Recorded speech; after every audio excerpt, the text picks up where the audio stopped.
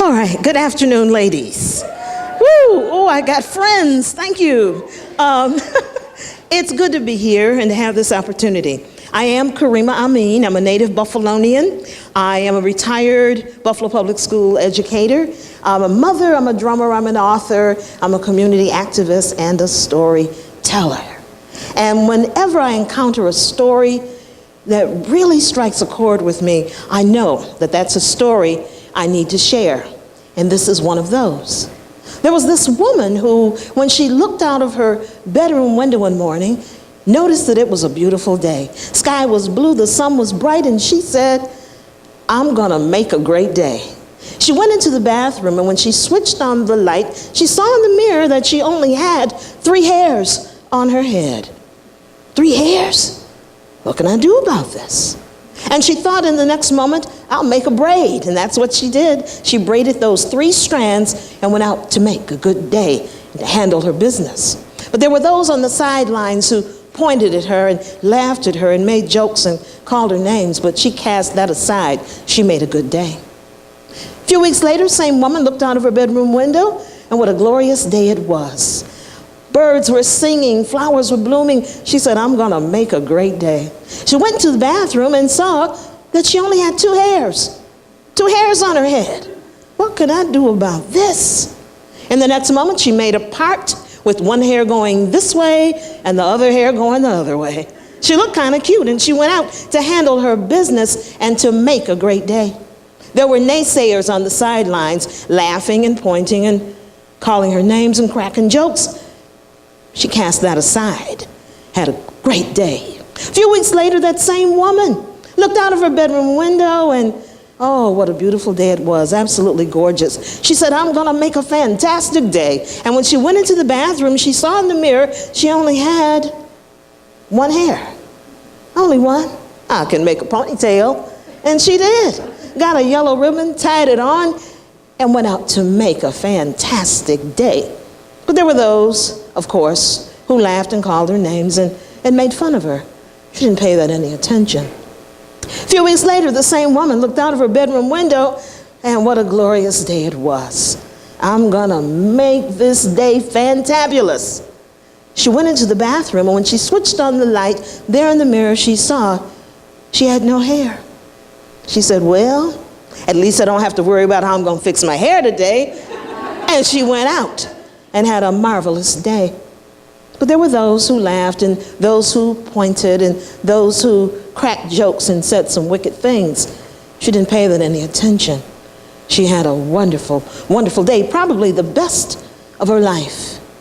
There is a space between what we think of ourselves and what we can do and what others think they know about us when they look at us. My mother and my father knew a little bit about how to navigate that space, and they taught some wonderful lessons. Here's my mother, born in 1915, Bessie Mabry, born poor and black in the Jim Crow South. She came to Buffalo in the 1930s looking for a better life.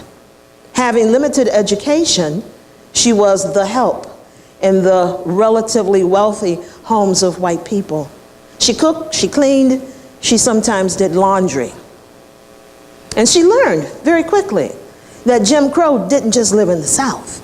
There was a little bit of Jim Crowism in Buffalo too.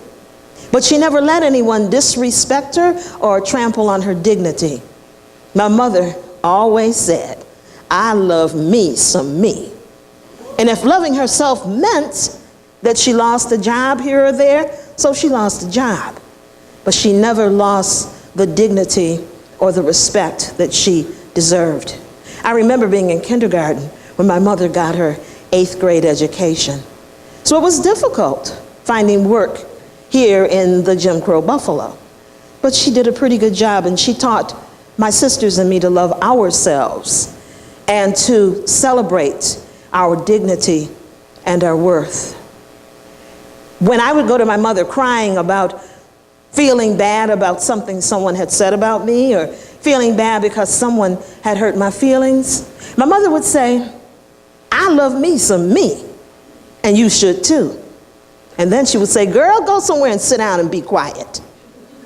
I thought my mother was being mean, but she wasn't being mean. She was giving me an opportunity to sit in the silence and to get in touch with that part of me where self-love dwells. Sometimes we women are so busy, we don't take the time to sit down, be quiet, and to learn something about ourselves in the silence. That silence is important. I love me some me, and you should too. That's my father, Harvey Aiken, born in 1916, who also came to Buffalo in the 1930s looking for work and opportunity. My dad didn't go any further than grade 3, but to this day, I've never met a smarter man. My father found work as a short order cook, truck driver, and a cab driver.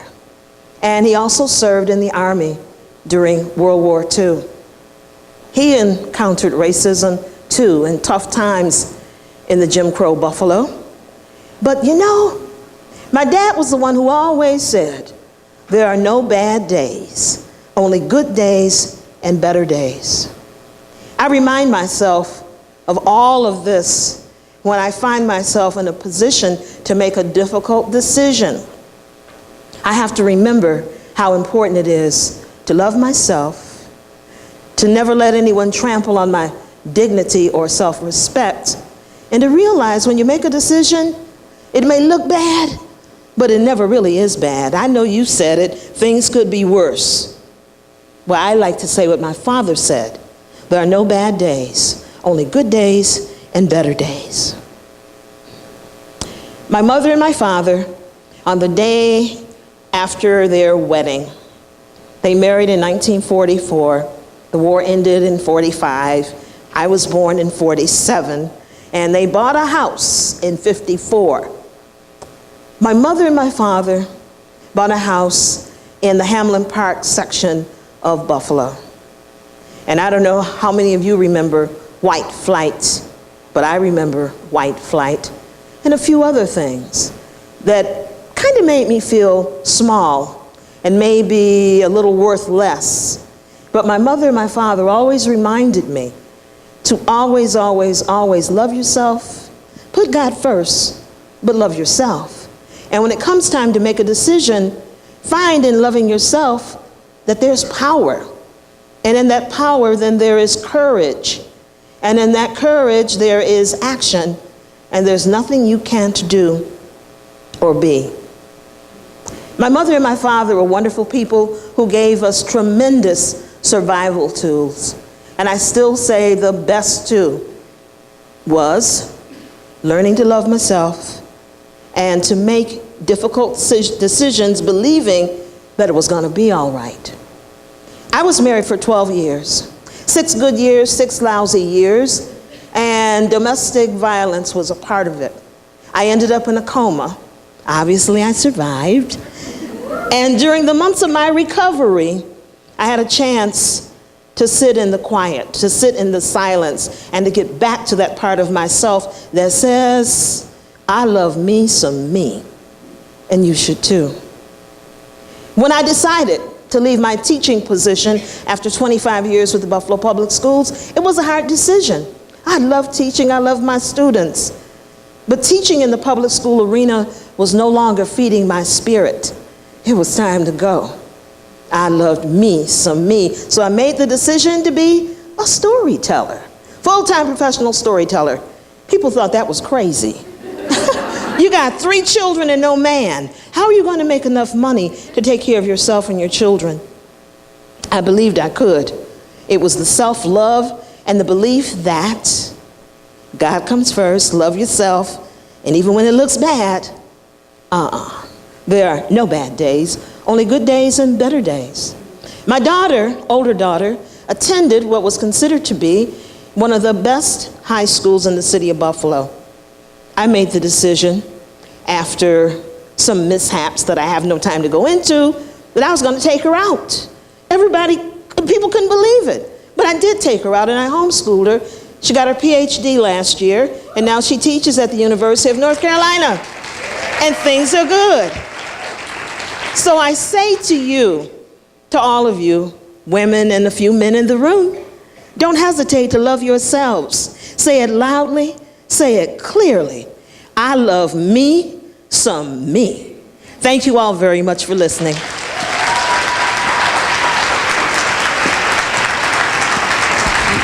Thank you.